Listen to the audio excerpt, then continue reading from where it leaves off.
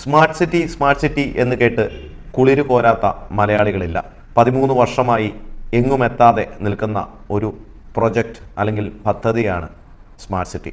ലോക്സഭാ തെരഞ്ഞെടുപ്പിലെ കനത്ത പരാജയത്തെ തുടർന്ന് അന്ന് AK ആന്റണി രാജിവെക്കുന്നു. പിന്നീട് ഉമ്മൻചാണ്ടി മുഖ്യമന്ത്രിയാവുന്നു. ആദ്യമായി മുഖ്യമന്ത്രി പദത്തിലെത്തിയ ഉമ്മൻചാണ്ടിയുടെ ആ സർക്കാരിൻ്റെ അവസാന കാലഘട്ടത്തിലാണ് മലയാളികൾ ആദ്യമായി സ്മാർട്ട് സിറ്റിയെക്കുറിച്ച് കേൾക്കുന്നത്.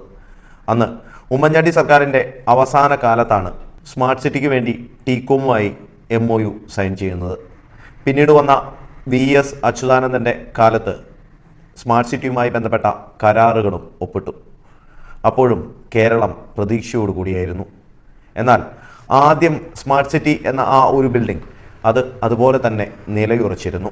വീണ്ടും ഉമ്മൻചാണ്ടിയുടെ സർക്കാർ, ആ സർക്കാരിൻ്റെ അവസാന കാലഘട്ടത്തിലാണ് സ്മാർട്ട് സിറ്റിയുടെ ഉദ്ഘാടന മഹാമഹം നടക്കുന്നത്. അത് റിപ്പോർട്ട് ചെയ്യാൻ പോയ മാധ്യമപ്രവർത്തകരിൽ ഒരാളായിരുന്നു ഞാനും. അന്ന് ഉമ്മൻചാണ്ടി പറഞ്ഞത് ഇപ്പോഴും ഓർക്കുന്നു. ലോകം കേരളത്തിലേക്ക് വരും സ്മാർട്ട് സിറ്റിയിലൂടെ. സ്മാർട്ട് സിറ്റിയുടെ ആ ഒരു വരവ് മലയാളികൾക്ക് ഒരു സ്വപ്നം തന്നെയായിരുന്നു, വികസന കേരളം എന്ന സ്വപ്നം. എന്നാൽ അതൊന്നുമായില്ല. ഇപ്പോൾ 13 വർഷമായി കഴിഞ്ഞു സ്മാർട്ട് സിറ്റി എന്ന ആ പ്രഹസനം. 90,000 പോയിട്ട് 9,000 പേർക്ക് പോലും ഈ സ്മാർട്ട് സിറ്റിയിൽ ഇന്ന് ജോലിയില്ല. കുറച്ച് കമ്പനികൾ അവിടെ ഇവിടെയും പ്രവർത്തിക്കുന്നു എന്നല്ലാതെ വേറൊന്നും അവിടെ നടന്നിട്ടുമില്ല. അന്ന് ഉമ്മൻചാണ്ടിയും കേന്ദ്രമന്ത്രിയും നമ്മുടെ വ്യവസായ മന്ത്രിയും ഒക്കെ ഉദ്ഘാടനം ചെയ്ത ആ ഒരു കെട്ടിടം ഒഴിച്ചാൽ ബാക്കി ഒന്നുമില്ല.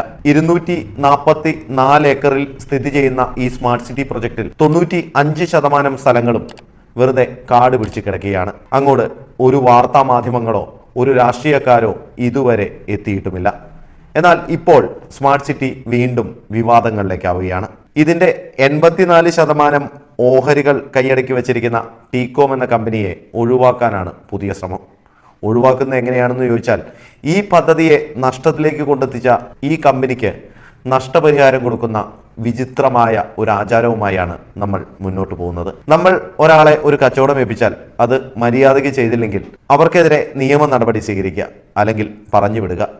ഈ നഷ്ടങ്ങളൊക്കെ അയാൾ തന്നെ സഹിക്കുക. ഇതാണ് നാട്ടുനടപ്പ്. എന്നാൽ ഇതൊന്നും നോക്കാതെ നമ്മുടെ സർക്കാർ അവർക്ക് നഷ്ടപരിഹാരം കൊടുക്കുന്നു എന്ന വാർത്ത കേൾക്കുമ്പോൾ മനസ്സിൽ ഒരു ദേഷ്യമുണ്ടെങ്കിലും ചുണ്ടിൽ ഒരു ചിരിയാണ് വരുന്നത്. അതാണ് കേരളം. കേരളത്തിൽ ഇതല്ല, ഇതിൻ്റെ അപ്പുറം നടക്കും. ഇവിടെ ഭരിക്കുന്ന സർക്കാരും പാർട്ടിയും അതുപോലെ തന്നെയാണ്. റോഡ് വേണമെങ്കിൽ അടച്ച് ഗതാഗതമൊക്കെ ബ്ലോക്ക് ചെയ്ത് സമ്മേളനം വരെ നടത്തുവാൻ തണ്ടും തടിയും അങ്ങേയറ്റം കഴിവുമുള്ള ഒരു പാർട്ടിയാണ് കേരളം ഭരിക്കുന്നത്. അത് ഓർത്താൽ കൊള്ളാം. ആർക്കെങ്കിലും ക്ഷേമ പെൻഷനോ മറ്റ് ആനുകൂല്യങ്ങളുമൊക്കെ കിട്ടിയില്ലെങ്കിൽ അവർ അത് അനുഭവിക്കുകയും വേണം. ഇങ്ങനെ പോകുന്ന ഒരു രീതിയാണ് കേരളത്തിലെ ഭരണം. ഭൂമാഫിയയ്ക്ക് വേണ്ടിയാണ് ടീകോമിൽ നിന്നും ഈ സ്ഥലം തിരിച്ചു വാങ്ങുന്നത് എന്ന് പ്രതിപക്ഷം ആരോപിക്കുന്നുണ്ട്. പ്രതിപക്ഷത്തിനും ഇതൊന്നും പറയുവാൻ യാതൊരു യോഗ്യതയുമില്ല. രണ്ടുപേരും ഇരുന്നപ്പോൾ തന്നെയാണ് ഈ 13 വർഷങ്ങൾ കഴിഞ്ഞത്. ഈ 13 വർഷങ്ങൾക്കിടയിൽ കേരളത്തിൻ്റെ പുറത്തുള്ള സംസ്ഥാനങ്ങൾ ഒന്ന് ശ്രദ്ധിക്കുക. അവിടുത്തെ IT വികസനവും ശ്രദ്ധിക്കുക. നമ്മുടെ നാട്ടിലെ എത്രയേറെ യുവാക്കൾ കേരളത്തിൻ്റെ പുറത്തുപോയി ഇതേ മേഖലയിൽ ജോലി ചെയ്യുന്നുണ്ട് എന്നുകൂടി ഓർക്കുക. ഇതെല്ലാം വരുത്തി വെച്ചത് ഇടതുപക്ഷ വലതുപക്ഷ സർക്കാരുകളാണ് എന്നുള്ളതാണ് ഇതിൽ ഒരു പൊതുജനം ഉൾക്കൊള്ളുന്ന ഉൾക്കാഴ്ച. അതുകൊണ്ട് തന്നെ കേരളം ഇങ്ങനെയൊക്കെ തന്നെയാവും. ഇതൊന്നും ആരും പ്രതീക്ഷിക്കുന്നുമില്ല. വികസനങ്ങൾ മുകളിലേക്ക് വിളിച്ചു പറയുന്ന നേതാക്കളെ അവർ പുച്ഛത്തോടുകൂടി തന്നെയാണ് കാണുന്നത്. പലതും വരും കേട്ടോ എന്ന് ഇലക്ഷനിൽ വിളിച്ചു പറയുന്ന മുഖ്യമന്ത്രിയും നമുക്കുണ്ട്. K-ഫോണും കേരയിലും സിൽവർ ലൈൻ പദ്ധതിയുമെല്ലാം നമ്മുടെ മുൻപിൽ കൊണ്ടുവച്ച് ഇലക്ഷനെ നേരിട്ടപ്പോൾ തിരിച്ച് ജനം കൊടുത്ത പണിയും ഓർമ്മയില്ലേ?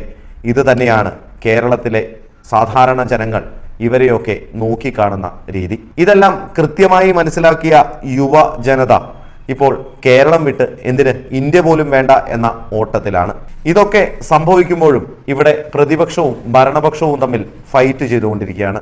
നിങ്ങളുടെ കാലത്താണ് അഴിമതി നടന്നത്, നിങ്ങളുടെ കാലത്താണ് ഈ പദ്ധതി വൈകിച്ചത്, നിങ്ങളാണ് ഈ പദ്ധതിയുടെ നഷ്ടത്തിന് ഉത്തരവാദിയെന്ന് കോൺഗ്രസും CPM-ഉം അങ്ങോട്ടും ഇങ്ങോട്ടും തിരിഞ്ഞ് കൊഞ്ഞനം കുത്തി കാണിക്കും. ലോകം കേരളത്തിലേക്ക് വരും എന്നായിരുന്നു ഉമ്മൻചാണ്ടി സ്മാർട്ട് സിറ്റിയുടെ ഉദ്ഘാടന വേളയിൽ പറഞ്ഞത്. അത് നേരെ തിരിച്ചാണ് സംഭവിച്ചത് എന്നുള്ളതാണ് പരമസത്യം. കേരളത്തിലുള്ള സകല മലയാളികളും ലോകത്ത് എല്ലായിടത്തേക്കും വ്യാപിച്ചു. അതിൻ്റെ കാരണവും ഈ വികസനത്തിലേക്കുള്ള നമ്മുടെ മാറി മാറി വന്ന സർക്കാരുകളുടെ കാഴ്ചപ്പാടുകൾ തന്നെയാണ്. ജനങ്ങൾ ഒന്നില്ലെങ്കിൽ മാറി ചിന്തിക്കും, അല്ലെങ്കിൽ അവർ നാടുവിടും. ഇതുതന്നെയാണ് ഇപ്പോൾ നമ്മൾ കണ്ടുകൊണ്ടിരിക്കുന്നതും. കെടുകാര്യസ്ഥതയും അഴിമതിയും നിറഞ്ഞ ഭരണത്തിലേക്കുള്ള ഒരു ചെറിയ എതിർപ്പ് തന്നെയാണ് മലയാളികളുടെ ഈ ഒരു മാറ്റവും. ഒരിക്കലും സ്മാർട്ടാവാത്ത നമ്മളുടെ സ്മാർട്ട് സിറ്റികൾക്ക് വേണ്ടി പ്രാർത്ഥിച്ചുകൊണ്ട് നന്ദി, നമസ്കാരം.